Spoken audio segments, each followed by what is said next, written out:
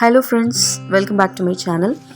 இன்றைக்கி நம்ம சேனலில் என்ன பார்க்க போகிறோம் அப்படின்னு பார்த்திங்கன்னா ரெண்டு விதமான ப்ராடக்டோட அன்பாக்சிங் தான் பார்க்க போகிறோம். ரெண்டுமே அமேசான் பிராண்டு சாலிமோலேருந்து நான் வாங்கியிருந்தேன். ரெண்டுமே ஆஃபர் ப்ரைஸில் வாங்கியிருந்தேன். ஃபஸ்ட் ஒன் என்ன அப்படின்னு சொல்லி பார்க்கலாம்.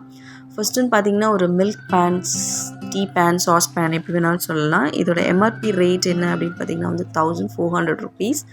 இது நான் ஆஃபர் ப்ரைஸில் தான் வாங்கியிருந்தேன். ஓப்பன் பண்ணதுமே ரொம்ப சூப்பராக இருந்துச்சு. நல்ல ஒரு மிரர் ஃபினிஷோட உள்ளே நல்ல ஒரு மேட் ஃபினிஷில் கொடுத்துருந்தாங்க.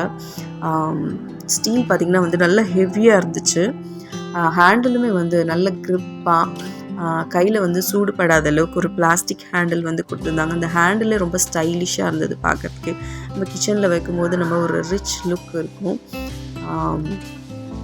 அந்த ஸ்டீலோட திக்னஸ் நல்லாவே இருந்துச்சு. நல்ல திக்காக இருந்துச்சு. நல்ல ஹெவியான ஒரு டீ பேனுன்னு சொல்வேன். லிட்டுமே பார்த்திங்கன்னா நம்ம க்ளோஸ் பண்ணுற இடத்துல ஸ்டீல் கொடுத்துருந்தாங்க. அழகாக மில்க் டீ லீக் ஆகாத அளவுக்கு.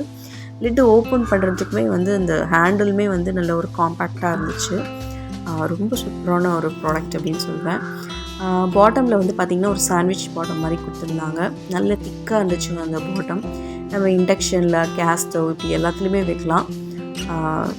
சூப்பராக இருந்துச்சு. ரொம்ப சூப்பராக இருந்துச்சு. எனக்கு ரொம்ப பிடிச்சிருந்துச்சு. 1.5 லிட்டர் அப்படின்னு சொல்லியிருந்தாங்க. பட் ஆனால் இது 1.5 லிட்டர் பிடிக்குமா என்னன்னு தெரியல. ஐ திங்க் 1 லிட்டர் தான் பிடிக்கும்னு நினைக்கிறேன். நெக்ஸ்ட் ப்ராடக்ட் என்ன அப்படின்னு பார்த்திங்கன்னா இதுவுமே ஒரு அமேசான் பிராண்ட் சொலிமோ தான். ஒரு மோமோ மேக்கர். இதோட எம்ஆர்பி ரேஞ்ச் என்ன அப்படின்னு பார்த்திங்கன்னா 1100 rupees. இதுவுமே நான் ஆஃபரில் தான் வாங்கியிருந்தேன். இது நம்ம ஓப்பன் பண்ணி பார்த்துக்கலாம். ஆக்சுவலாக நான் இதில் 2 டயர் தான் வாங்கியிருந்தேன். இதில் 3 டயரும் அவைலபிளாக இருக்குது. நான் 2 டயர் தான் வாங்கியிருந்தேன்.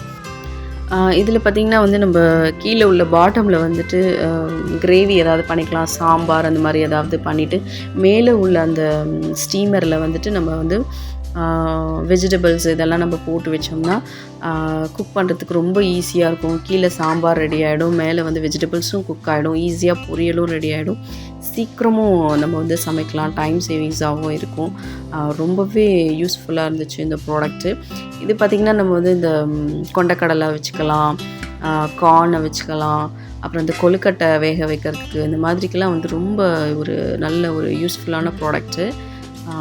ஸ்டீலுமே நல்ல ஒரு நல்ல ஸ்டீலாக தான் இருந்துச்சு. நல்ல ஹெவியாக தான் இருந்துச்சு.